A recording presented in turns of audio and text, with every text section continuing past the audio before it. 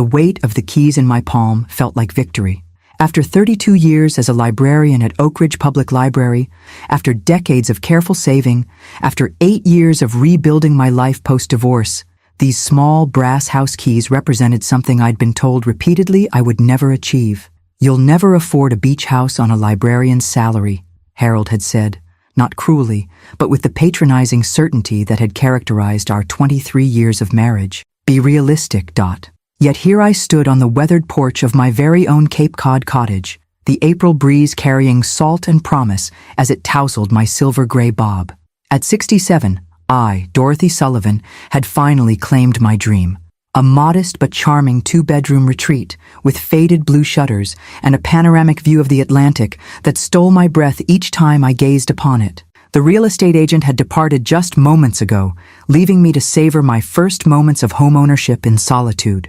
I turned the key in the lock, feeling the satisfying click as the door swung open to reveal hardwood floors bathed in afternoon sunlight, the simple furnishings I had selected during previous visits already arranged by the local delivery service. "My home," I whispered, the words carrying a reverence that echoed in the quiet rooms. I moved slowly from space to space, trailing my fingers along countertops and door frames, mentally placing the books I had packed so carefully, envisioning mornings with coffee on the deck and evenings watching the sunset paint the water in shades of amber and rose. In the primary bedroom, a space just large enough for a queen bed and reading nook, I placed my overnight bag on the crisp white duvet. Through the window, I could see the narrow path that led down to my section of private beach, another marvel that still seemed surreal. My very own piece of shoreline, where no one could tell me I was being too quiet, reading too much, or failing to live a little, as Harold had so often complained. The beach house had been a dream born in my 20s, nurtured in secret during a marriage where my aspirations were secondary, and finally pursued with steely determination after the divorce. 8 years of working weekends at a local bookstore in addition to my library position. 8 years of no vacations, minimal dining out, and clothes purchased only when absolutely necessary. 8 years of Harold's dismissive comments when he heard about my continued saving efforts through our son Bradley. "Dorothy's still chasing that beach house fantasy," he'd said to Bradley during a holiday dinner 3 years ago. "Some people never learn." The memory should have stung, but today it only deepened my satisfaction. I had learned, just not the lesson Harold intended. I had learned that my dreams were worth pursuing, that my modest librarian's salary could indeed accomplish remarkable things when paired with discipline and patience, and that the freedom of living life on my own terms was worth every sacrifice. I unpacked my small suitcase, hanging the few outfits I'd brought in the cedar closet. Tomorrow, Bradley and his wife Brooke would drive down from Boston to help move the rest of my belongings, primarily books and the personal items I couldn't bear to entrust to movers. I looked forward to showing my son the culmination of my years of planning, though I harbored mild apprehension about Brooke's reaction. Brooke Thompson Sullivan had entered our lives 6 years ago, sweeping Bradley off his feet with her vibrant personality and ambitious drive. As the marketing director for a luxury hospitality group, Brooke lived in a world of 5-star resorts and celebrity clients, a world where my simple tastes and quiet nature seemed hopelessly provincial. While never openly rude, Brooke had perfected the art of the subtle dismissal, the slight raise of a perfectly sculpted eyebrow when I mentioned my work at the library, the barely concealed impatience when I spoke too long about a book I loved, the theatrical sighs when family gatherings didn't adhere to her exacting standards. I tried to maintain perspective. Brooke made Bradley happy, and that mattered more than any discomfort I might feel around my daughter-in-law. Besides, with my new beach house located 2 hours from Boston, I could control the frequency and duration of family visits in a way that had been impossible in my small apartment just 20 minutes from their upscale condominium. The thought had barely formed when my phone rang. I fished it from my cardigan pocket, smiling at Bradley's name on the screen. "Hello, dear." "I was just thinking about you," I answered, settling into the window seat that had been a non-negotiable feature in my house search. But it wasn't Bradley's voice that responded. "Dorothy? It's Brooke." The clipped, efficient tone was unmistakable. "Change of plans. We won't be coming tomorrow to help you move." "Oh." I tamped down my disappointment. "Is everything all right?" "Better than all right. Bradley landed the Westfield account, so we're celebrating.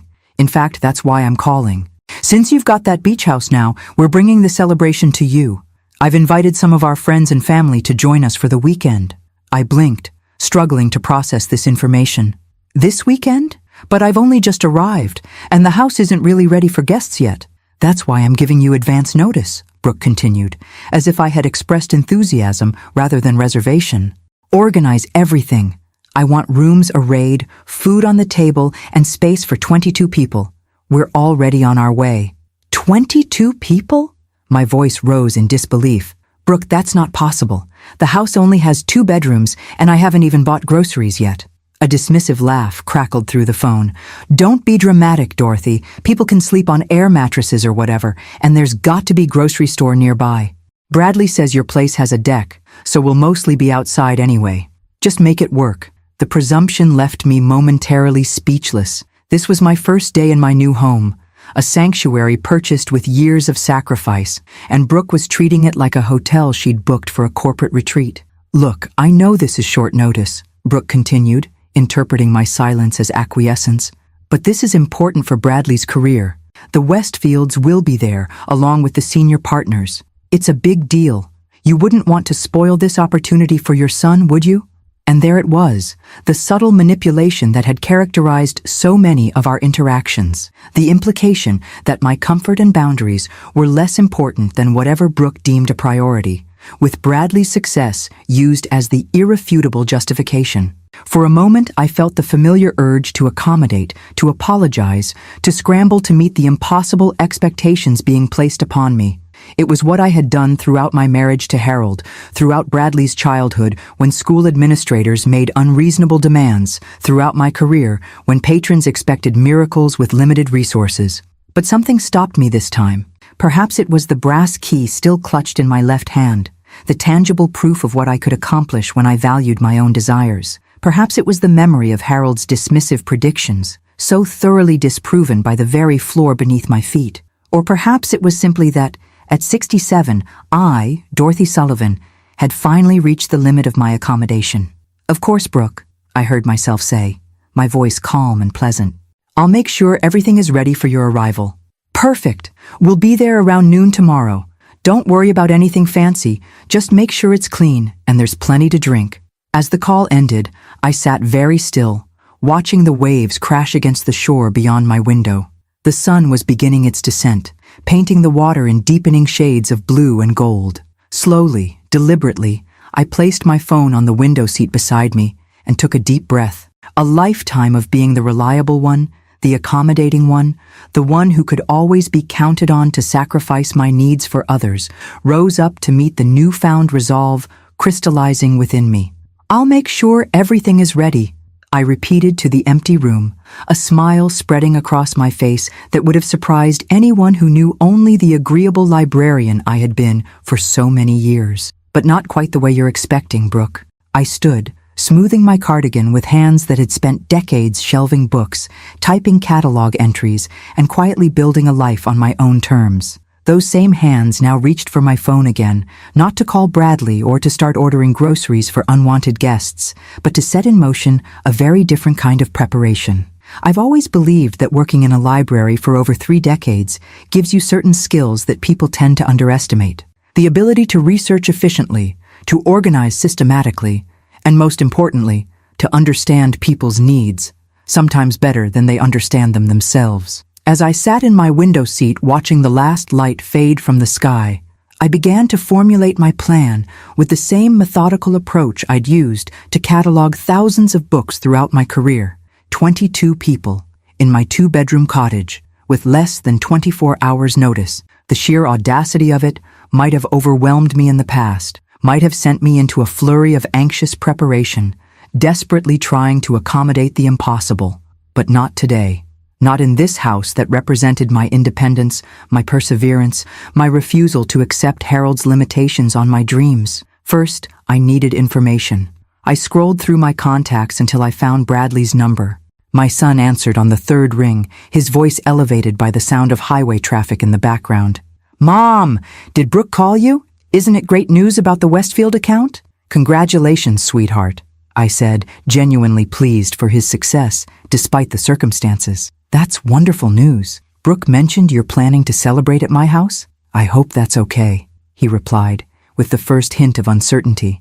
It was Brooke's idea. She thought it would be perfect since you just got the keys and all. A kind of housewarming/celebration combo. Who exactly is coming, Bradley? I kept my tone casual, conversational. Oh, just some work people. The Westfields, of course. They're the clients. A couple of senior partners. Brooke's parents are driving up from New York. Her sister Tiffany and brother-in-law. Some friends from her side. I'm not even sure I know everyone, he admitted. And when did you and Brooke decide on this plan? I pressed gently. A hesitation. Well, it was kind of spontaneous. I closed the deal this morning and Brooke thought, so Brooke planned to bring 22 people to my new home without checking with me first. I stated it as a fact, not an accusation. Another pause. When you put it that way, look, Mom, I know it's short notice, but it's really important for my career. The Westfields are huge, and having them in a relaxed setting could mean future contracts. If it's too much trouble, it's no trouble at all, I interrupted smoothly.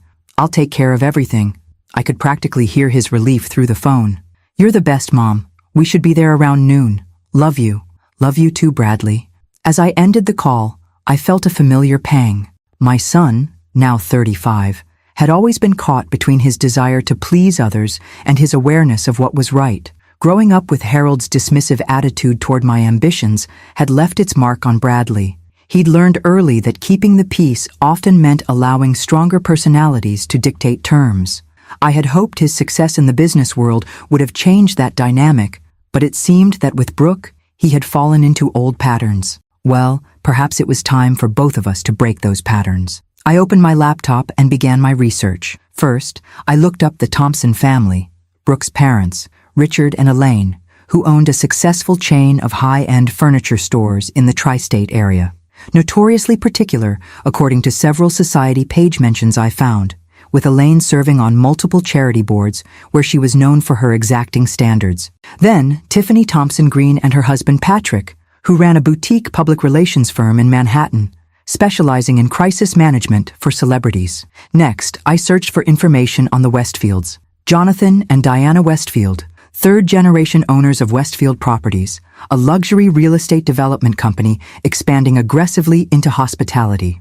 Their social media showed a couple in their 50s with expensive tastes and a penchant for exclusivity. Private clubs, invitation-only events, carefully curated experiences. The senior partners at Bradley's firm were easier. I'd met them at various company functions over the years. Traditional men with traditional expectations who valued appearances and connections above all else. By 11 p.m., I had compiled a comprehensive dossier on my unwanted guests. Now it was time to implement phase 1 of my plan. First, I called Meredith Hansen, my oldest friend who had retired to Wellfleet 3 years earlier, one of the reasons I'd chosen this particular stretch of Cape Cod for my own retirement. Meredith, it's Dorothy. I hope I'm not calling too late. Dot! Not at all. Are you finally at the beach house? How is it? It's perfect, or it was until about an hour ago. I explained the situation, not bothering to hide my frustration. Meredith's indignation on my behalf was comforting.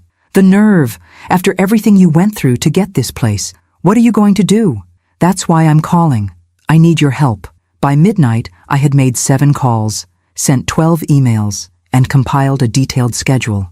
My years organizing library fundraisers, community events, and children's reading programs had given me a network of local contacts that would prove invaluable now. People often underestimated librarians, assuming our expertise was limited to books and shushing. They failed to recognize that we were essentially community hubs, information specialists, and masters of quiet influence.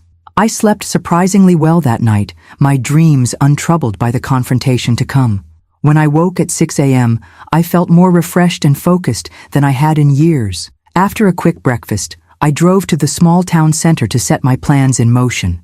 My first stop was Greta's Market, the only grocery store within 15 miles. The owner, Greta Svensson, had been one of my first calls the night before.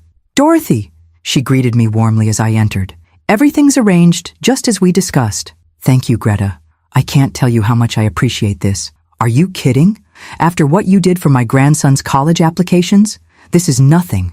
I smiled, remembering the hours I'd spent helping her grandson navigate scholarship opportunities, edit his essays, and prepare for interviews. The time investment had paid off. He was now in his second year at MIT on a full scholarship. Still, I insist on paying the reservation fee. Absolutely not, she said firmly. Consider it a housewarming gift. My next stop was Coastal Rentals, where Marshall Turner greeted me with equal enthusiasm. Mrs. Sullivan, welcome to the neighborhood. Meredith called ahead. We've got everything set aside for you. Including the special requests, I confirmed. Especially those, he grinned. Haven't had this much fun since we pranked the summer tourists with the fake shark sighting last year. By 10 a.m., I had visited 7 businesses, confirmed arrangements with local service providers, and returned home to make final preparations. As I placed fresh flowers on the small dining table and made up the guest bedroom with my best linens, I hummed to myself, an old habit from my library days when preparing for special events. At 11:30 a.m., I changed into a simple blue sundress, applied a touch of lipstick, and stepped onto my porch to await my guests. The ocean breeze ruffled my hair as I stood watching the road, hands clasped calmly before me, the very picture of a welcoming hostess. Only I knew what awaited Brooke and her 21 guests. Only I understood that sometimes the quietest person in the room can orchestrate the loudest lesson. At precisely 11:55 a.m., a caravan of luxury vehicles appeared on the horizon, making their way down the narrow coastal road toward my little blue cottage. I smiled, smoothing my dress with steady hands. Let the education begin, I whispered to myself as the first car pulled into my driveway. I've always believed that the most effective lessons are those delivered with a smile. As a librarian, I had perfected the art of maintaining a pleasant demeanor while enforcing necessary boundaries, whether dealing with rowdy teenagers, entitled patrons, or board members who thought budget constraints were merely suggestions. That practiced smile was firmly in place as the first vehicle, a gleaming black Range Rover, pulled into my modest gravel driveway. Brooke emerged from the passenger side, designer sunglasses perched on her nose, phone in hand, already speaking before her feet touched the ground. "Dorothy, there you are. The navigation kept trying to send us to the wrong place. This is so quaint." Her gaze swept over my cottage with the barely concealed assessment I'd grown accustomed to. Smaller than I expected from Bradley's description, my son exited the driver's side, looking slightly harried but genuinely pleased to see me. "Mom, the place looks great!" He embraced me warmly, then stepped back. "Sorry about the last-minute change of plans." "Not at all," I replied, returning his hug. "I'm so proud of your accomplishment with the Westfield account. Of course we should celebrate." 2 more vehicles pulled in behind them, a sleek Mercedes sedan and an Audi SUV, disgorging a collection of well-dressed people who stood blinking in the bright coastal sunlight, their expressions ranging from curious to faintly dismayed as they surveyed their surroundings. "Everyone, this is Bradley's mother, Dorothy," Brooke announced, gesturing toward me with the casual introduction that always made me feel like an afterthought. "Dorothy, these are the Westfields, Jonathan and Diana." A distinguished couple in their 50s approached, extending manicured hands. Jonathan Westfield had the confident bearing of old money, while Diana's smile held the practiced warmth of someone accustomed to social niceties. "Lovely to meet you, Mrs. Sullivan," Diana said. "What a charming cottage." "Please, call me Dorothy," I replied. "And thank you. It's my dream home. Just purchased it yesterday, in fact." "Yesterday?" Diana's perfectly shaped eyebrows rose. "And you're already hosting? How accommodating of you." I just smiled in response, noting the slight emphasis on accommodating, as if it were a character flaw rather than a virtue. Brooke continued the introductions rapidly, barely pausing for proper acknowledgments. Her parents, Richard and Elaine Thompson, her sister Tiffany and brother-in-law Patrick, 3 senior partners from Bradley's firm and their wives, 2 couples introduced as dear friends, and finally, a young woman named Alexa, whom Brooke described as her absolute lifesaver of an assistant. 22 people in total, just as Brooke had declared, now stood in my small front yard, designer luggage at their feet, expectation written across their faces. "Well," I said brightly, "shall we go inside? I've prepared a light welcome refreshment." I led the procession through my front door, listening to the murmurs and whispers behind me. The main living area, while charming with its exposed beams and panoramic ocean views, was clearly not designed for 22 people. My carefully arranged furniture could comfortably seat perhaps 8. It's so cozy, Elaine Thompson remarked, the word dripping with barely concealed disdain. Where should we put our bags?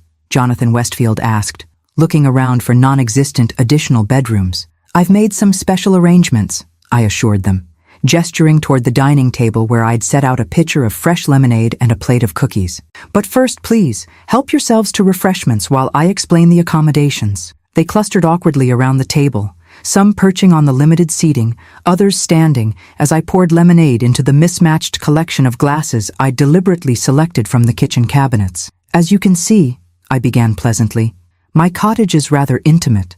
With only 2 bedrooms, I knew I wouldn't be able to accommodate everyone comfortably here. Brooke's head snapped up, her expression sharpening. But I told you. So, I continued smoothly, I've arranged alternative accommodations for most of you at various locations around town. A confused murmur rippled through the group. Brooke's face flushed with the first signs of alarm. Dorothy, that wasn't necessary, she said tersely. We discussed this. Everyone was prepared to make do here. I couldn't possibly allow that, I replied, my voice warm with concern. Not when there are so many lovely options nearby. Though I should mention, this being the start of the spring season, availability was somewhat limited on such short notice. I retrieved a stack of envelopes from a side table and began distributing them. I've prepared individual accommodation details for each of you. Diana Westfield opened her envelope first, her expression shifting from confusion to dismay. The Harborview Motel? On Route 6? It's the only place that had a vacancy for tonight, I explained apologetically. The reviews mentioned that the traffic noise tapers off around midnight, and the musty smell is only noticeable in the bathroom. Jonathan Westfield's envelope contained a reservation for the Seabreeze Inn, a modest bed and breakfast nearly 5 miles away. They only had 1 room available, I told him, so Diana will need to take the motel. I do hope that's not too inconvenient. As each envelope was opened, the reactions grew increasingly strained. The Thompson parents were assigned to separate establishments in neighboring towns. Tiffany and Patrick discovered they would be staying at a campground with a rental tent already secured for them. The manager assured me the raccoon problem has been largely resolved, I added helpfully.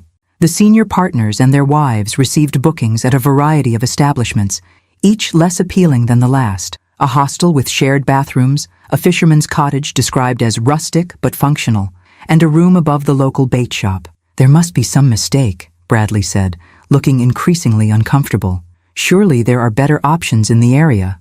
On a spring weekend with less than 24 hours notice? I shook my head sadly. I called everywhere within 30 miles. These were the only vacancies available. The Cape gets quite busy this time of year with the whale watching season beginning.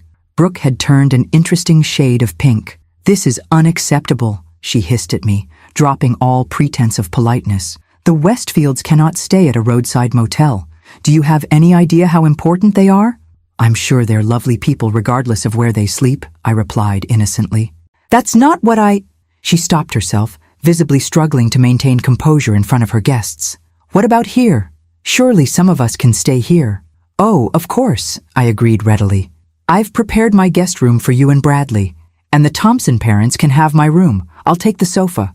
The rest, I'm afraid, will need to use the accommodations I've arranged. Diana Westfield cleared her throat delicately. Perhaps we should consider returning to Boston. It's only a 2-hour drive after all.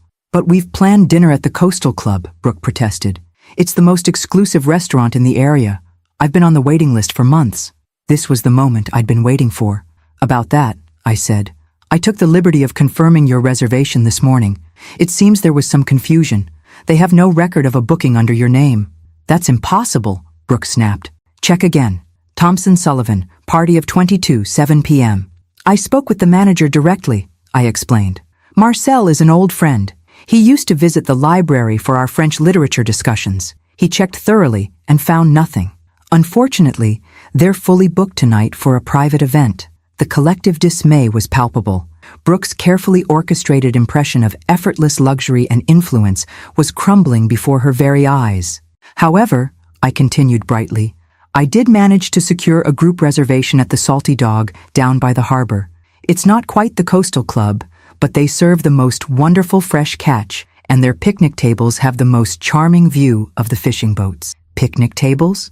Elaine Thompson repeated faintly. Communal seating, I confirmed. Very rustic and authentic. I thought it might be a refreshing change from the formal dining you're all accustomed to. Bradley looked utterly bewildered, caught between Brooke's mounting fury and my serene smile. The Westfields were exchanging meaningful glances, while Brooke's assistant was frantically typing on her phone, presumably searching for alternative arrangements. Now, I said cheerfully, who would like a tour of the beach? The tide pools are particularly interesting this time of day. As the group stood in stunned silence, I caught a flicker of something unexpected on Diana Westfield's face. Not anger or disappointment, but the faintest trace of amused respect. Our eyes met briefly, and I could have sworn she gave me the slightest of nods before turning to murmur something to her husband. Phase 1 of my plan was complete. The seeds of discomfort had been planted. Now it was time to let them grow. The afternoon unfolded exactly as I had orchestrated, each carefully planned inconvenience building upon the last-like chapters in a meticulously crafted novel. I led my unwanted guests down the narrow path to my stretch of beach, maintaining a running commentary about the local wildlife and tidal patterns that I knew would bore them to tears. Years of conducting educational tours for restless schoolchildren had taught me precisely how to sound enthusiastic while delivering information no one had asked for. The horseshoe crab is actually more closely related to spiders than to true crabs, I explained cheerfully as we reached the shoreline, pointing to a specimen that had washed up. They've remained virtually unchanged for 450 million years. Isn't that fascinating? Tiffany Thompson Green visibly recoiled, her designer sandals sinking into the wet sand. Is it dead? Oh no, just resting, I assured her, knowing full well how this would land. They often appear motionless for hours. Would you like to hold it? They're quite harmless. The look of horror that crossed her face was worth every penny I'd paid the local marine biology student to place the harmless creature in that exact spot. I think I'll pass, she muttered, backing away. The Westfields made a valiant effort to appear interested in the coastal ecosystem, though Diana's white linen pants were already showing spots of sand, and Jonathan kept checking his watch with increasing frequency. Bradley's colleagues from the firm stood awkwardly in a cluster, clearly wishing they were anywhere else, while Brooke paced the shoreline, phone pressed to her ear, presumably trying to salvage her carefully planned weekend. The cell reception can be quite spotty down here, I called out helpfully as she grew increasingly agitated. Something about the cliffs interfering with the signal. You might have better luck up by the road, though the only reliable spot is near the sewage treatment facility, about a mile north. Brooke shot me a look that could have curdled milk. After 30 minutes of my impromptu nature lecture, I suggested we return to the house for an early afternoon tea. The relief on their faces was almost comical as they trudged back up the sandy path, their designer footwear and city clothing woefully inadequate for the terrain. Back at the cottage, I had arranged a spread that looked impressive at first glance, an elegant tea service laid out on my best tablecloth, with dainty sandwiches and scones artfully arranged on tiered platters. Please, help yourselves, I encouraged as they filed into the living room, many opting to stand rather than crowd onto the limited seating. The sandwiches are a local specialty. Diana Westfield was the first to take a delicate bite of a cucumber sandwich, her expression shifting almost imperceptibly as she chewed. What an interesting flavor, she managed after swallowing with visible effort. Seaweed butter, I explained enthusiastically. A wonderful local delicacy. And the scones contain dried dulse. That's a type of red algae harvested right off our shores. Tremendously nutritious, though I'll admit the texture takes some getting used to. One by one, they sampled the offerings, each face registering some version of dismay as they encountered the deliberately unusual flavors I had concocted. The tea itself, a specially ordered variety with notes of smoked fish, completed the sensory assault. Dorothy, Bradley said hesitantly after a cautious sip, this tea is unique. Isn't it wonderful? I beamed. The shop owner told me it's quite popular in certain remote Scandinavian fishing villages. I thought it would give you all an authentic taste of coastal living. By mid-afternoon, a subtle but unmistakable shift had occurred among the group. The initial excitement of their impromptu celebration had given way to a dawning realization that this weekend would not be the sophisticated networking opportunity Brooke had promised. The Westfields were huddled in quiet conversation by the window. Brooke's parents had disappeared to check out the accommodations, their expressions grim as they departed. The various friends and colleagues had formed small clusters, their voices low, but their discomfort evident. Brooke cornered me in the kitchen as I prepared another pot of the malodorous tea. "What exactly do you think you're doing?" she hissed, abandoning all pretense of civility. I arranged my features into an expression of innocent confusion. "I'm being a good hostess, of course. Is something wrong?" "Everything is wrong," she snapped, keeping her voice low enough that it wouldn't carry to the other room. "The sleeping arrangements, the reservation mix-up, and what in God's name is in those sandwiches? The Westfields are talking about leaving. Bradley's boss looks like he swallowed a lemon, and my parents are furious." "I've done my very best with the limited notice I was given," I replied calmly. 22 people is quite a lot to accommodate when one has owned a house for less than 24 hours. This isn't about the notice. You're doing this deliberately. Her eyes narrowed as understanding dawned. "You're sabotaging my event." I met her gaze steadily, my expression unchanged. "I'm simply working with what I have, Brooke, just as I've always done when faced with other people's expectations." Our standoff was interrupted by Bradley, who entered the kitchen looking concerned. "Everything okay in here?" "Fine," Brooke and I answered simultaneously. "The Westfields are asking about dinner arrangements," he said. "Apparently there's some confusion about the reservation."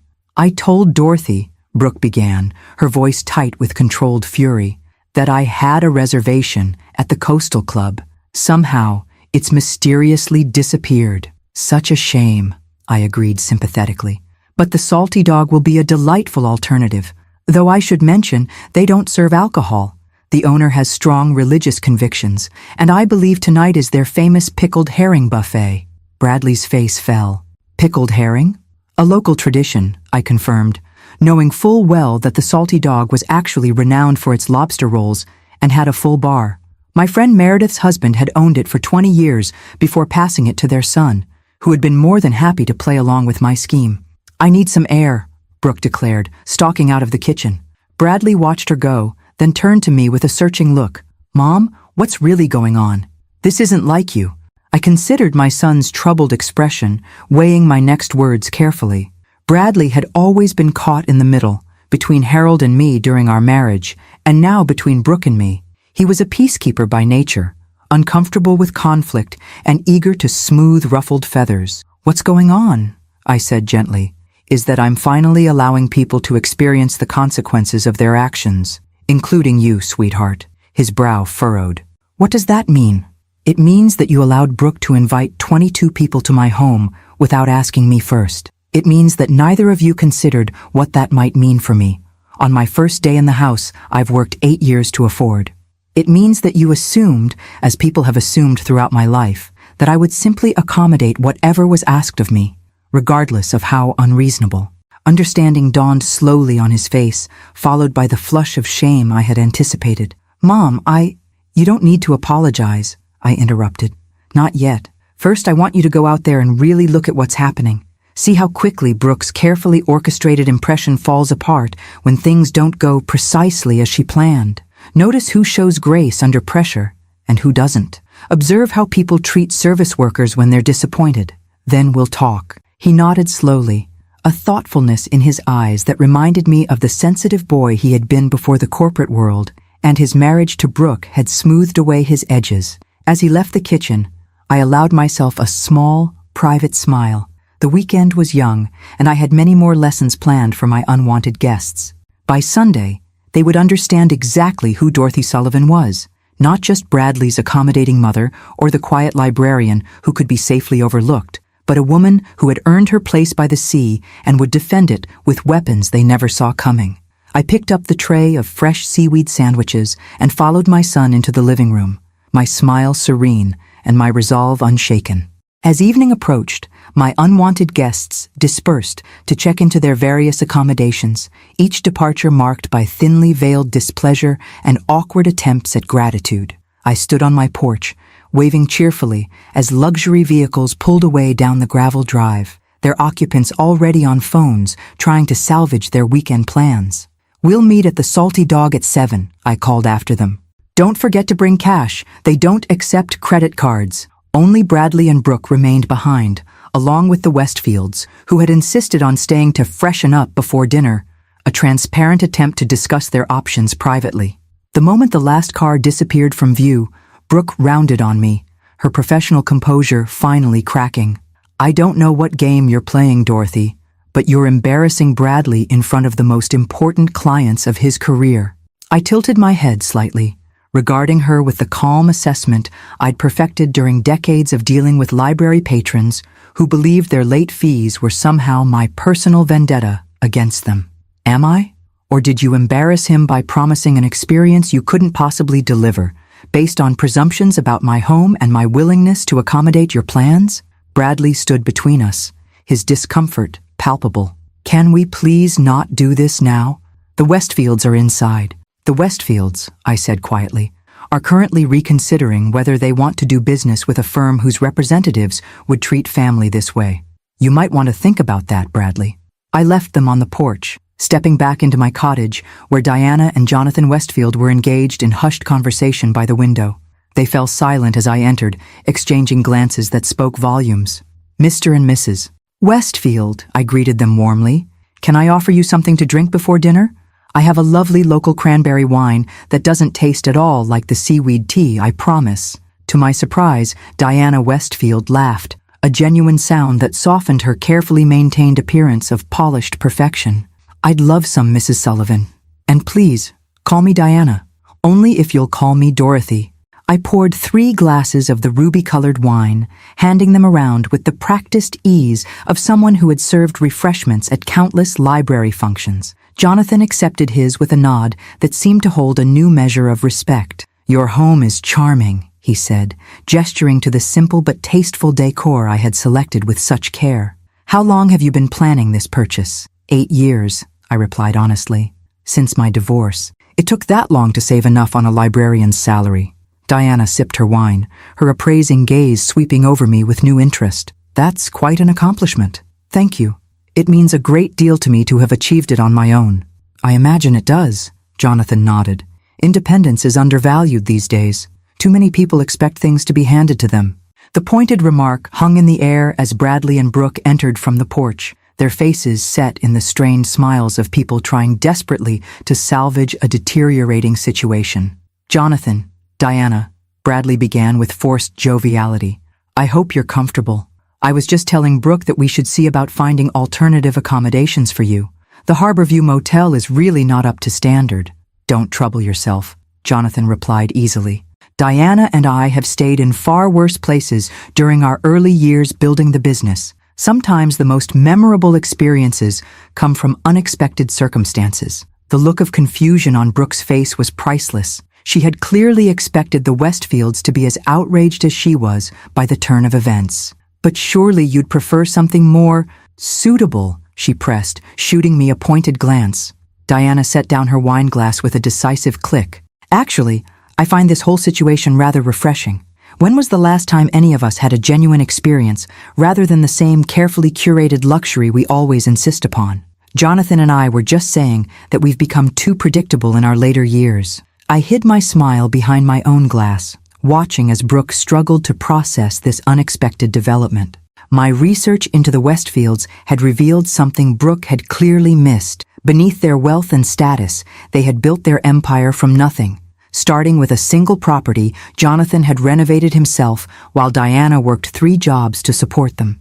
They had earned their success through grit and determination, not inheritance or connections. In other words, they were far more like me than like Brooke. "Well," Brooke managed finally, "if you're sure, we should probably head to dinner soon. I've been trying to find an alternative to this Salty Dog place, but everything seems to be booked." "The Salty Dog sounds perfect," Diana declared. "I haven't had pickled herring since my grandmother made it when I was a child. Swedish heritage," she added with a wink in my direction. As we prepared to leave for dinner, I pulled Bradley aside briefly. "You might want to call ahead to the restaurant," I suggested quietly, "just to confirm the details." He frowned, but stepped onto the porch to make the call. When he returned, his expression was a mixture of confusion and relief. "They said they have our reservation, but there's no pickled herring buffet. They're known for their lobster and have a full bar." "How strange," I remarked innocently. Perhaps I was thinking of a different establishment. The drive to the harbor took 15 minutes, during which I sat quietly in the back seat of Bradley's Range Rover, listening as Brooke attempted to steer the conversation toward business, while the Westfields persistently returned to questions about my life, my career, and my new home. The Salty Dog was exactly as I knew it would be. A charming waterfront restaurant with weathered wood exterior and spectacular views of the harbor. Inside, rustic elegance replaced the picnic tables I had described, with white tablecloths, soft lighting, and the mouth-watering aroma of fresh seafood. "Dorothy!" Meredith's son Jack greeted me with a warm embrace as we entered. "Your table is ready, best in the house, as promised." "You know the owner?" Brooke asked, unable to keep the surprise from her voice. "Dorothy's practically family," Jack assured her. "My father and she were great friends, and she helped me secure my small business loan when I took over.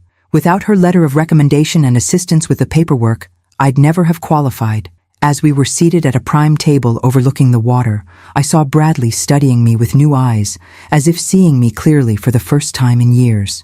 The rest of our party began to arrive, their relief evident as they discovered the restaurant was nothing like I had described. The Thompson parents looked particularly annoyed, having clearly spent the intervening hours complaining about the promised rustic experience. "This is unexpected," Elaine Thompson commented as she took her seat, casting a suspicious glance in my direction. "Isn't it?" I agreed pleasantly. "The Cape is full of surprises." Dinner proceeded with remarkable smoothness, the excellent food and flowing wine easing the earlier tensions. I spoke little, preferring to observe the shifting dynamics around the table. The Westfields engaged me in conversation whenever possible, asking thoughtful questions about my library career and the community I had served. Bradley's colleagues, taking their cue from the clients, showed a newfound interest in my perspectives. Even Tiffany and her husband occasionally directed remarks my way, though Brooke and her parents remained coolly distant. "A toast," Jonathan proposed, as dessert was served, raising his glass. "To Dorothy and her new home. May it bring you as much joy as our first property brought us."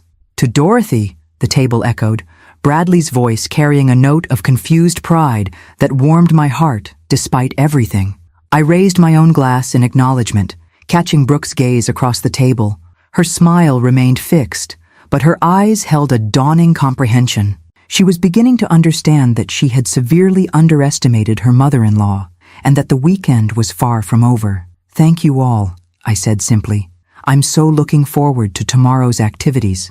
The barely perceptible stiffening around the table told me they had received my message loud and clear. The first day had been merely the opening chapter in the education of my unwanted guests. The real lessons were yet to come.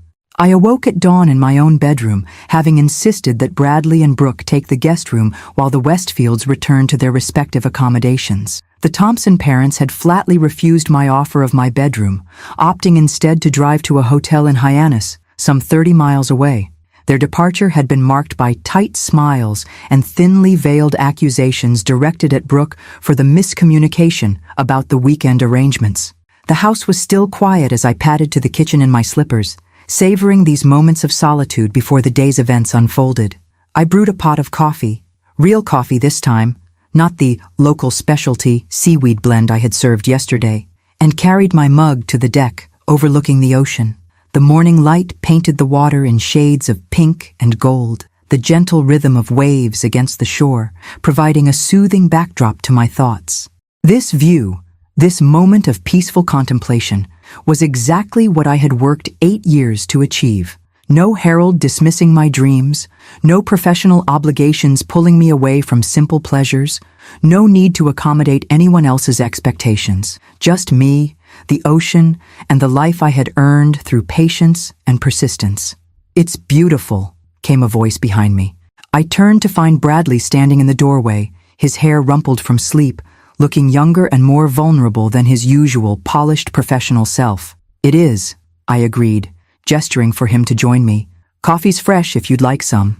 He disappeared briefly into the kitchen, returning with a steaming mug to settle into the chair beside mine. For several minutes, we sat in companionable silence, watching the morning unfold across the water. "I owe you an apology," he said finally. "Several, actually." I waited, giving him space to continue. I should never have let Brooke plan this weekend without consulting you first. It was presumptuous and disrespectful of your space. He took a sip of coffee, gathering his thoughts. And I should have stood up for you when she started making demands. I got caught up in the excitement of the Westfield account and lost sight of what matters. Thank you, I said simply. That means a lot to me. The thing is, Mom, he continued, his voice taking on a contemplative quality I hadn't heard from him in years. I didn't even recognize what was happening until I saw you with the Westfields last night. The way they responded to you, the respect in their voices. It made me realize how long it's been since I really saw you. I nodded, understanding exactly what he meant. We often stop seeing the people closest to us, Bradley.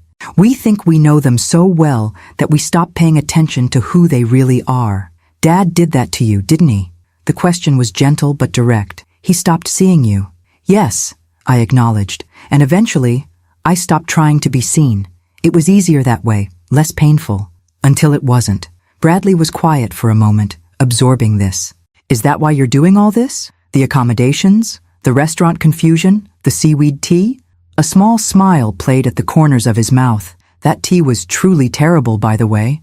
I laughed softly. I know.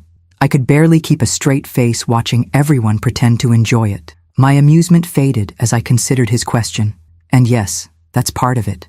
I spent too many years being invisible, Bradley. I won't do it anymore. I get that, he nodded. But the elaborate setup? You must have made dozens of calls, arranged everything in advance. I did, I confirmed. Though it wasn't difficult. One of the advantages of being a librarian for 32 years is that you know everyone in town, and everyone owes you a favor or two. People tend to underestimate the influence of the woman who waived their late fees, helped their children with research projects, or wrote recommendation letters for their college applications. Bradley chuckled. Remind me never to get on your bad side. You're my son, I said softly. You could never truly be on my bad side, but you can disappoint me. And you did. His smile faded. I know. I'm sorry. I believe you are. But here's the question, Bradley. What happens next time Brooke makes plans that don't consider my feelings or boundaries? Will you speak up then? Or will you fall back into old patterns? He didn't answer immediately, his gaze returning to the horizon where the sun had now fully emerged. I don't know, he admitted finally. I want to say I'll do better, but it's complicated. Brooke she's not easy to stand up to. Few people worth loving are simple, I observed. The question is whether the relationship allows each person to be fully themselves, or whether one must constantly diminish to accommodate the other. Bradley looked at me sharply. Are you saying I should leave Brooke? No, I shook my head. I'm saying you should remember who you really are, beneath the corporate success and the strategic marriage. That thoughtful boy who stood up for the kids being bullied on the playground. That young man who chose to study literature before Harold convinced you business would be more practical. The son who called me every Sunday during college, not because you had to, but because you knew it would make me happy. Tears welled in his eyes, surprising us both. I haven't thought about that version of myself in a long time. He's still there, I assured him, just waiting for permission to exist again. The sliding door opened behind us, and Brooke appeared, already dressed in crisp white linen pants and a silk blouse, her hair and makeup immaculate, despite the early hour. There you are, she said to Bradley, her tone suggesting she'd been searching for hours rather than minutes. We need to figure out today's plan. I've been texting everyone and it's a disaster. Half the group wants to drive back to Boston after the accommodations fiasco, and the Westfields are being strangely non-committal. Bradley shot me a quick glance before turning to his wife. Maybe we should consider scaling back, Brooke. Mom just moved in yesterday, and 22 people is a lot to manage. Brooke's perfectly shaped eyebrows drew together. Scaling back isn't an option, Bradley. The Westfield contract depends on this weekend going smoothly. She turned her attention to me. Dorothy, I need to know what you've planned for today so I can work around it. I took a leisurely sip of my coffee, enjoying the momentary power shift. I've arranged a whale-watching expedition. The boat leaves at 10. Whale watching? Brooke repeated incredulously. The Westfields and your father's boss are not going whale watching. Actually, I said mildly, Jonathan Westfield seemed quite enthusiastic when I mentioned it last night. He said they'd never had the opportunity, despite visiting the Cape several times. Brooke's expression flickered between disbelief and calculation. Fine. What about lunch? A picnic on the boat. Very simple. Sandwiches, fruit, that sort of thing. And dinner? I thought everyone might appreciate a relaxed evening after a day on the water. Perhaps a bonfire on the beach? I could make my signature chili. The horror that crossed Brooke's face was almost comical. A bonfire? Chili? Dorothy, these are sophisticated people with refined tastes. They expect a certain level of authenticity, I suggested. Genuine experiences, connection with their hosts. Because from my conversation with the Westfields last night, that seems to be exactly what they're seeking. Not another sterile corporate event disguised as a social gathering. Bradley cleared his throat, stepping into the tense silence between us. I think a bonfire sounds great, actually. Dad and I used to do them when I was a kid, remember, Mom? With the s'mores and the ghost stories? The unexpected support from my son caught Brooke off guard. Her mouth opened and closed once before she regained her composure. We'll discuss this later, she said tightly. I need to make some calls. As she retreated into the house, Bradley turned to me with a small, secret smile. Whale watching? Really? The tours are quite educational, I replied innocently. Though I may have neglected to mention that April is known for particularly choppy waters, and the seasickness rate is nearly 60%. Bradley's laughter, free and genuine in a way I hadn't heard in years, carried across the water like a promise of things to come. Not resolution, not yet, but the beginning of a rebalancing that was long overdue. I raised my coffee mug in a small toast to myself and the day ahead. Phase 2 was about to begin. The Dolphin Fleet whale watch boat rocked gently against the pier as our group assembled for the morning excursion. I had arrived early to speak with Captain Mike, an old friend whose children had practically grown up in my library's reading corner. Everything set, Dorothy? He asked with a conspiratorial wink as I boarded. Perfect, Mike. Remember, educational but eventful. Got it. We'll give 'em the full Cape Cod experience. I took a position near the bow, watching as my reluctant guests arrived in small clusters. The Westfields appeared first, surprisingly enthusiastic and appropriately dressed in windbreakers and deck shoes. Bradley and Brooke followed, presenting a study in contrasts, my son looking relaxed in jeans and a sweater, while Brooke had somehow interpreted whale watching to mean nautical-themed photo shoot, complete with white capri pants, striped top, and immaculate deck shoes that had clearly never touched a boat deck. The remaining guests trickled in gradually, their numbers noticeably diminished from yesterday. Brooke's parents were conspicuously absent, as were several of the dear friends who had apparently opted to return to Boston. Bradley's colleagues from the firm had rallied, however, perhaps sensing that their professional futures depended on maintaining a united front with the Westfields. "Welcome aboard the Sea Star!" Captain Mike's voice boomed over the loudspeaker as the last stragglers settled onto the hard wooden benches. "We've got ideal conditions today for whale spotting. Strong winds, choppy seas, and a system moving in from the northeast that should make things nice and lively." I caught the flash of alarm that crossed several faces, particularly Brooke's, whose complexion had already taken on a slightly greenish tinge as the boat pulled away from the dock. "Before we head out to the deeper waters," Mike continued cheerfully, "I want to introduce our special guest naturalist for today's trip, Dr. Dorothy Sullivan." The surprise on my guests' faces was priceless as Mike gestured toward me with a flourish. "Many of you may know Dorothy as a retired librarian," he announced, "but what you might not know is that she's been a volunteer with the Cape Cod Marine Institute for over 15 years, specializing in cetacean behavior and conservation. She'll be providing expert commentary throughout our journey." This was, of course, a magnificent fabrication. While I had indeed volunteered occasionally with the Institute, my role had been limited to cataloging their research papers and organizing their annual fundraiser. But Mike had enthusiastically embraced my suggestion that we might enhance my credentials for today's excursion. Bradley was staring at me with a mixture of confusion and newfound respect, while Brooke's expression had shifted from seasickness to suspicion. "Thank you, Captain," I said, stepping forward with the confident air of someone about to deliver a university lecture. "I'd like to begin with some fascinating facts about the marine ecosystem of Cape Cod Bay, particularly focusing on the digestive processes of the North Atlantic right whale." For the next 20 minutes, as the boat pitched and rolled through increasingly choppy waters, I delivered a meticulously researched presentation on what might generously be described as the less appealing aspects of whale biology.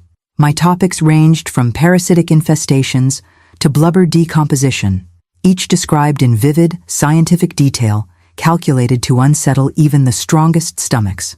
By the time I concluded my initial lecture, 3 of Bradley's colleagues had retreated to the lower deck. Tiffany was clinging to the railing with a distinctly unwell expression, and Brooke had abandoned all pretense of composure, her face now unmistakably green. "And now," I announced cheerfully, "let's break for our picnic lunch before we reach the feeding grounds." The simple picnic I had arranged consisted of tuna salad sandwiches, extra mayonnaise left sitting just slightly too long in the morning sun, hard-boiled eggs with a particularly pungent dill sauce, and for dessert, bread pudding made with heavy cream and raisins, all served, of course, as the boat hit the roughest patch of water yet. "Dorothy," Diana Westfield approached me as I distributed the food with cheerful efficiency. "You are absolutely full of surprises. I had no idea you were a marine biologist as well as a librarian." The twinkle in her eye told me she wasn't fooled for a moment, but was thoroughly enjoying the performance nonetheless. "Oh, I contain multitudes," I replied with a conspiratorial smile, "much like the microbiome of the humpback whale, which reminds me of a fascinating study I read recently." As I launched into another detailed scientific discourse, I noticed Jonathan Westfield engaged in conversation with Bradley near the stern, both men seemingly oblivious to the nauseating effects of the rough seas that had now claimed at least half our party as victims. Brooke had disappeared entirely, presumably to the bathroom below deck. "Land ho!" Captain Mike announced over the loudspeaker. "Folks, we're approaching what we call the seasickness surrender point. That's where I normally turn the boat around if we haven't spotted any whales. But today we're in luck. There's a pod about 3 miles farther out, in the choppiest part of the bay. Who wants to continue?"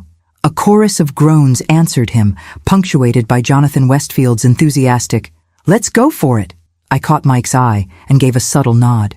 Right on cue, the boat executed a particularly violent turn that sent several more guests lurching toward the railings. "Actually," I interjected with perfect timing, "perhaps we should consider heading back. Many of our party seem to be experiencing what marine scientists call mal de mer interactive syndrome, a fascinating condition where—" "Yes, let's head back." The desperate agreement came from multiple voices at once. "Well, if you insist," Captain Mike conceded with mock disappointment.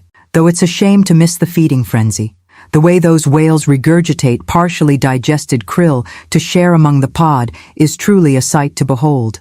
The journey back to port was considerably faster than our outbound voyage, with Captain Mike taking pity on our seasick passengers by finding the smoothest possible route. As we approached the harbor, I found myself standing at the railing beside Diana Westfield, who had proven remarkably resilient throughout the excursion. "I must say, Dorothy," she commented quietly, "this has been the most entertaining business weekend I've experienced in years." "I'm glad someone's enjoying it," I replied with a small smile. "Oh, more than just me." She nodded toward her husband and Bradley, still deep in conversation at the stern. "Jonathan is absolutely delighted. He's been complaining for years about the artificial nature of these corporate social events. All those strained conversations over overpriced meals, everyone pretending to be having a marvelous time while secretly checking their watches." I watched her face carefully, trying to gauge her sincerity. "And this is better?" "Infinitely," she assured me. "It's real. Uncomfortable at times, yes, but authentic. Do you know what Jonathan said to me last night? That woman has backbone. I like doing business with people who have backbone." A warm sense of vindication spread through me, though I kept my expression neutral. "And what about you, Diana? What do you think of all this?" She considered the question, her gaze drifting to where Brooke had finally emerged from below deck, looking thoroughly miserable as she clung to a bench. "I think," she said carefully, "that your son married a woman very much like my husband's first wife, someone for whom appearances matter more than substance. That marriage lasted exactly 3 years. The implication hung between us, neither of us needing to state it explicitly. Relationship advice wasn't part of my librarian training," I demurred. Diana laughed. "No, but observing human nature certainly was. You see people clearly, Dorothy. It's a rare quality." As the boat docked and our bedraggled party disembarked, I caught Bradley's eye. The look he gave me was complex, part exasperation, part admiration, and something else I couldn't quite define. A recognition, perhaps, of the woman I truly was, not the mother he had taken for granted. Everyone, Brooke announced, attempting to rally her diminished forces despite her rumpled appearance. We'll reconvene at 6 for cocktails at Dorothy's, followed by dinner reservations at— Actually, Jonathan Westfield interrupted, Diana and I were rather looking forward to that beach bonfire Dorothy mentioned. Weren't we, dear? Diana nodded enthusiastically. Absolutely. It's been ages since we've done anything so charmingly rustic. Brooke's face froze in a rictus of a smile. Bonfire. Yes. How charming. As the group dispersed to recover from the morning's adventure, I walked back to my cottage alone, savoring the salt air and the knowledge that my carefully orchestrated lessons were being absorbed, albeit painfully for some. The whale-watching expedition had accomplished exactly what I'd intended, separating those who could adapt and find joy in unexpected circumstances from those who were enslaved by their own rigid expectations. Tonight's bonfire would be the final test, the culmination of my weekend-long experiment in gentle revenge and necessary education. As I reached my front porch, I paused to look out at the ocean that was now mine to enjoy every day. Just one more act to go, I murmured to myself, unlocking the door to prepare for the evening ahead. The afternoon passed in peaceful solitude as I prepared for the evening's bonfire. I chopped vegetables for my chili, assembled ingredients for s'mores, and gathered blankets and cushions to make the beach seating comfortable. These simple, practical tasks centered me, reminding me of who I was beneath the elaborate revenge plot I'd been orchestrating. Just Dorothy Sullivan, retired librarian, finally living her coastal dream. Around 4 o'clock, there was a knock at my door. I opened it to find Bradley standing alone on the porch, his expression thoughtful. Need help with anything? He offered, hands shoved in his pockets in a gesture reminiscent of his teenage years. Actually, yes, I replied, stepping aside to let him in. I could use someone to carry these supplies down to the beach. Where's Brooke? Taking a nap, he said, with the careful neutrality of someone navigating a minefield. The boat trip was challenging for her. I bit back a smile. I imagine it was. We worked together in companionable silence, loading a wagon with the necessities for the evening. As Bradley stacked firewood, he cleared his throat hesitantly. Mom, can I ask you something? Of course. This whole weekend, the accommodations, the restaurant confusion, the whale watching, you planned all of it, didn't you? Down to the last detail. It wasn't really a question. I met his gaze steadily. Yes. Why? I mean, I understand being upset about the invasion, but this level of orchestration seems like something else entirely. I considered my answer carefully, wanting him to understand the deeper currents beneath my actions. Do you remember when you were about 8 and Harold decided to sell the piano without consulting me? Bradley frowned. Vaguely. You used to play in the evenings. Every evening, I corrected gently. It was how I decompressed after work, how I expressed the parts of myself that had no other outlet. I'd saved for years to buy that piano before I met your father, and one day I came home and it was gone. Harold had sold it because, in his words, we needed the space, and you hardly used it anyway. Understanding dawned in Bradley's eyes, and you never said anything.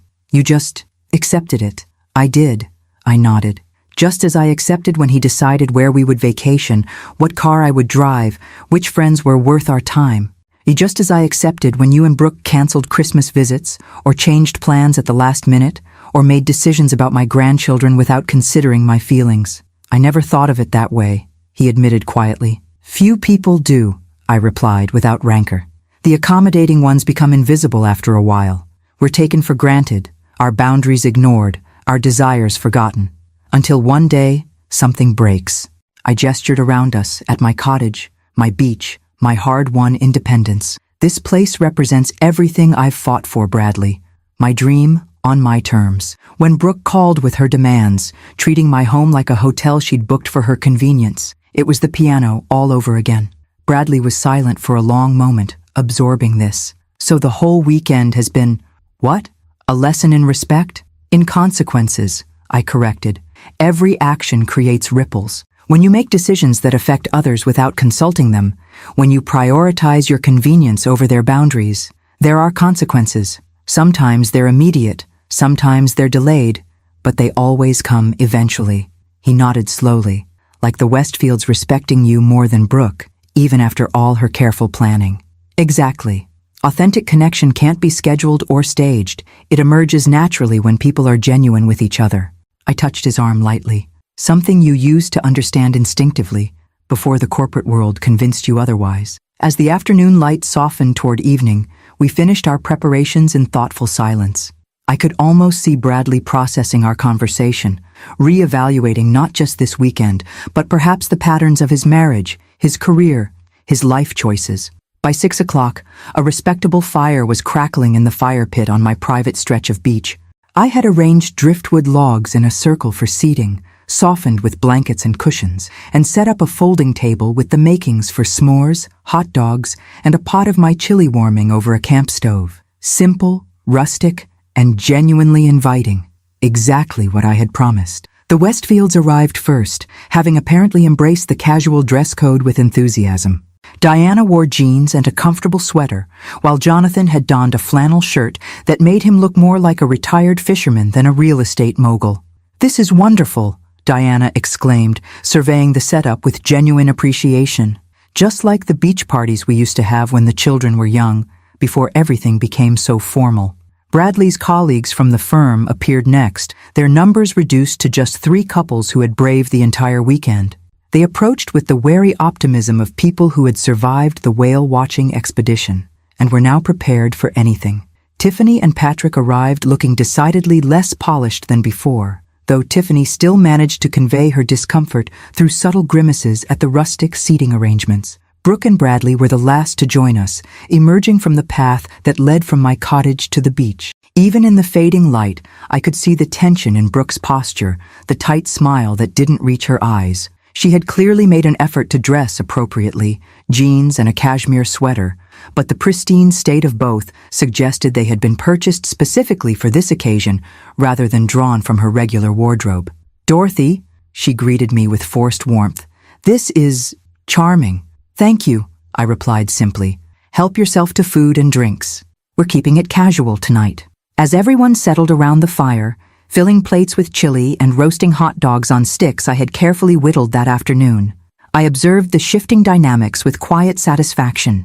The Westfields had positioned themselves near me, drawing Bradley into their conversation with genuine interest. Brooke hovered at the periphery, clearly unsure of her place in this unfamiliar social landscape where her usual tactics held no power. Dorothy was just telling us about her plans for a community reading program here on the beach during summer evenings, Diana said, seamlessly including me in the conversation. "What a wonderful idea! Literature and nature combined. Mom's always had a gift for bringing people together through books," Bradley commented, his voice warm with rediscovered pride. "Her story hours at the library were legendary when I was growing up." "Is that so?" Jonathan seemed genuinely interested. "What kinds of books resonated most with the community?" As I described my experiences connecting readers with just the right books at just the right moments in their lives, I noticed Brooke edging closer, her expression shifting from discomfort to something more complex, perhaps recognition that she was witnessing a side of her mother-in-law she had never bothered to see before. The evening deepened, stars appearing above us as the conversation flowed naturally from topic to topic. Stories were shared, laughter erupted frequently, and even the initially reluctant guests eventually relaxed into the simple pleasure of fire, food, and unhurried human connection. "Who wants to hear a ghost story?" I suggested, as the flames danced lower and the night grew darker. "I know all the local legends, including a few that never made it into the official town history." "Oh, yes!" Diana clapped her hands in delight. "I haven't heard a proper ghost story in years." I launched into the tale of the lighthouse keeper's daughter, a story with just enough historical truth to give weight to its supernatural elements. As I spoke, I observed my audience, the rapt attention of the Westfields, the grudging interest of Tiffany and Patrick, the surprised appreciation of Bradley's colleagues. Brooke alone remained detached, her focus seemingly elsewhere as she stared into the flames. When I concluded my story to appreciative murmurs and requests for another, Brooke suddenly stood. "I think I'll head back to the house," she announced, her voice tight. "It's been a long day." "I'll walk you," Bradley offered, rising to join her. "No," she said quickly, too quickly. "Stay and enjoy the stories. I just need some quiet time." As she walked away, her rigid posture illuminated briefly by the firelight before disappearing into the darkness of the path. I felt a momentary pang of sympathy. It couldn't be easy watching your carefully constructed social facade crumble, your influence wane, your assumptions about power and status upended in the space of a weekend. But sympathy didn't equal regret. Some lessons came at a cost, and this one had been long overdue. "Another story, Dorothy?" Jonathan requested, drawing my attention back to the circle. I smiled, settling more comfortably on my driftwood seat. "This one is about second chances and unexpected treasures," I began, meeting Bradley's gaze across the fire. "It starts with a woman who thought her life was over, only to discover it was just beginning." As I wove my tale beneath the stars, with the ocean's eternal rhythm as accompaniment, I felt a sense of completion. The weekend wasn't over yet, but its purpose had been fulfilled. Messages had been received, boundaries established, perspectives shifted. Whatever came next would unfold on different terms, my terms, and that had been the point all along. Morning arrived with a clarity that only seems possible by the sea. Sharp blue sky, air so clean it almost hurt to breathe, and sunlight that transformed the ordinary into the extraordinary. I woke early, as has been my habit since childhood, and made my way to the kitchen to start coffee. The house was quiet, Bradley and Brooke still asleep in the guest room after our late night around the fire. The bonfire had continued long after Brooke's departure, evolving into one of those rare, perfect gatherings where time seems suspended and connections deepen without effort. The Westfields had been the last to leave, Jonathan insisting on helping douse the fire, while Diana embraced me with genuine warmth. "This has been the most memorable weekend we've had in years," she had confided. "Thank you for your honesty, Dorothy. It's refreshingly rare in our circles." Now, as I carried my coffee to the deck, I contemplated the final act of my carefully orchestrated weekend. The impromptu guests would be departing today, returning to their various accommodations before heading back to Boston. The true test would be what remained after they left, what lessons had been absorbed, what boundaries established, what relationships recalibrated. The sliding door opened behind me and I turned, expecting Bradley.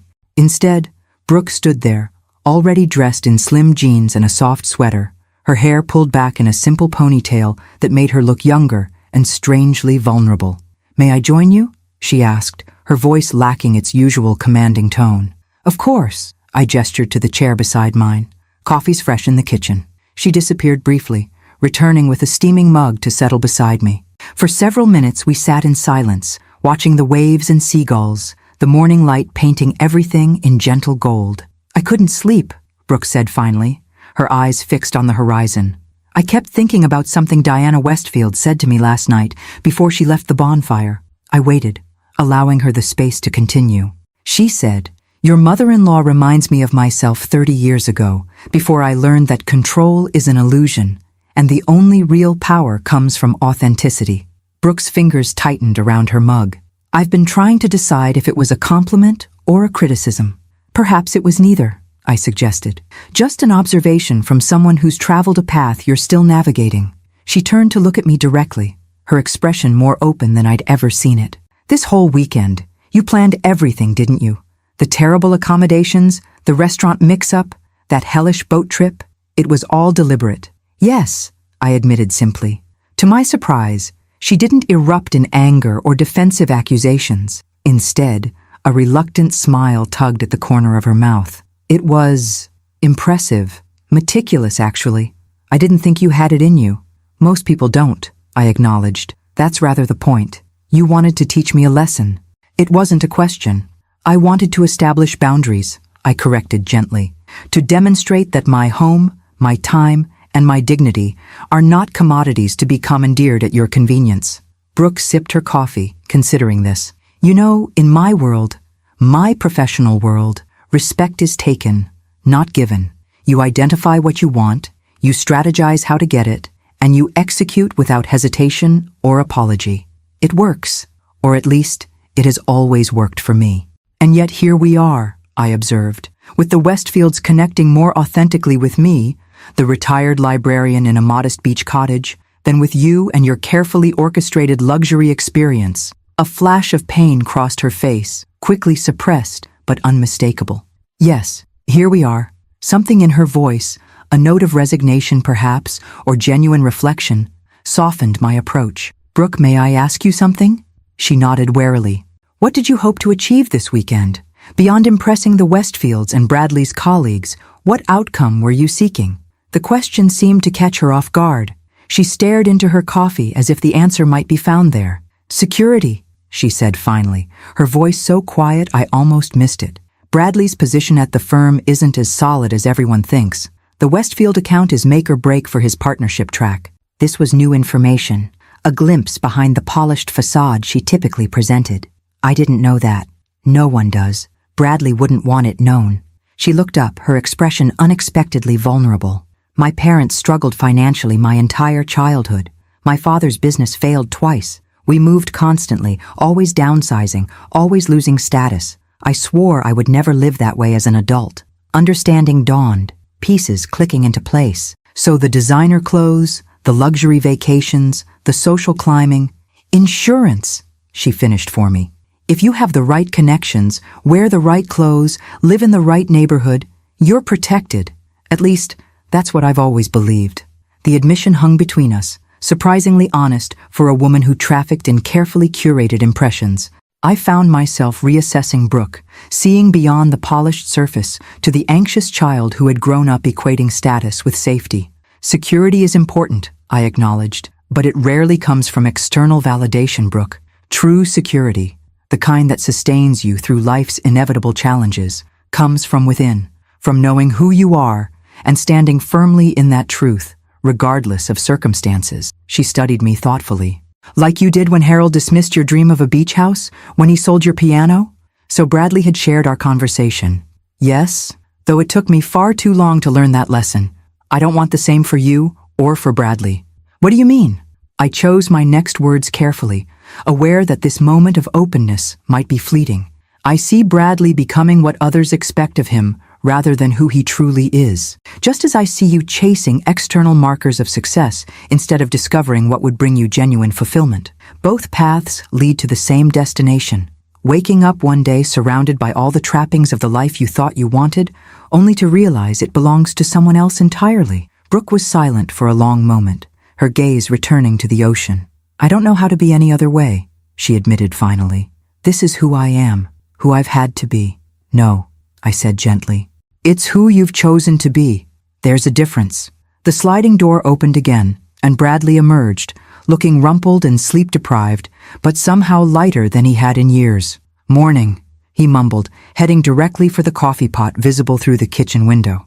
Brooke and I exchanged a glance, not quite conspiratorial, but acknowledging the shift in dynamics our conversation had created. Something had changed between us, though whether it would last remained to be seen. When Bradley returned with his coffee, he settled into the third chair, completing our small circle. "So," he said after his first sip, "what's the plan for today?" "The Westfields texted," Brooke replied, her professional mask slipping back into place, though not quite as seamlessly as before. "They want to have a final brunch before heading back to the city. Jonathan suggested that little place by the harbor. He said the authentic local atmosphere appealed to him." I caught the slight emphasis she placed on authentic, the gentle self-mockery that suggested our conversation had not been entirely in vain. "That sounds perfect," Bradley agreed, looking between us with cautious optimism, clearly sensing a change, but uncertain of its nature or durability. As we sat together watching the morning unfold across the water, I felt an unexpected sense of hope. The weekend had accomplished what I'd intended, but perhaps in ways I hadn't anticipated. Boundaries had been established, yes, but bridges had also been tentatively extended. Not forgiveness, exactly, but the possibility of a new beginning based on clearer understanding. "Dorothy," Brooke said as we prepared to go inside, "I owe you an apology for this weekend and for other things as well."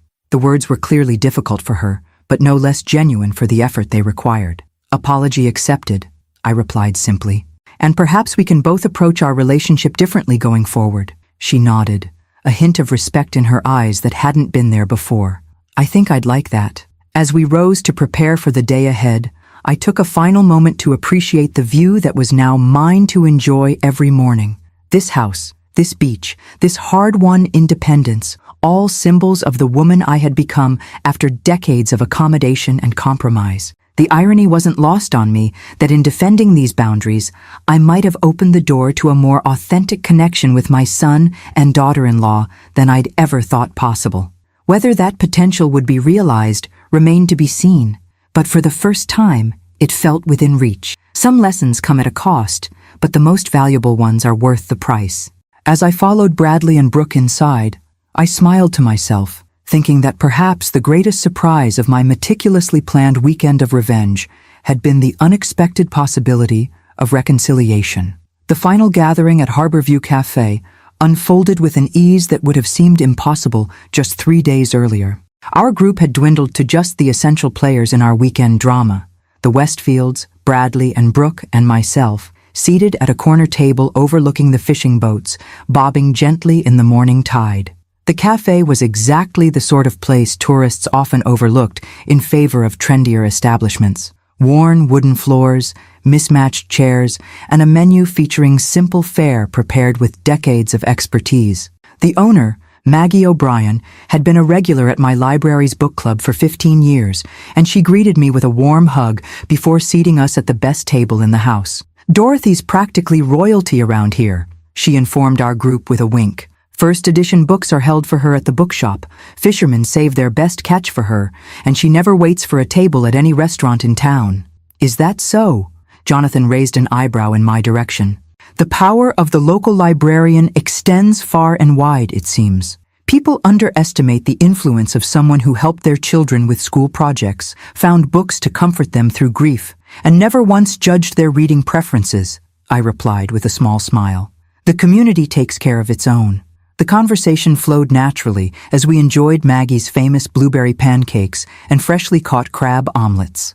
The Westfields shared stories of their early years building their business, when they'd lived in a studio apartment above one of their first renovation projects. Bradley spoke about his original passion for literature, which had been sidelined when practical considerations led him to business school instead. Most surprising was Brooke's participation, quieter than her usual commanding presence, but genuine in a way I hadn't witnessed before. She listened more than she spoke, her usual need to control the narrative noticeably absent.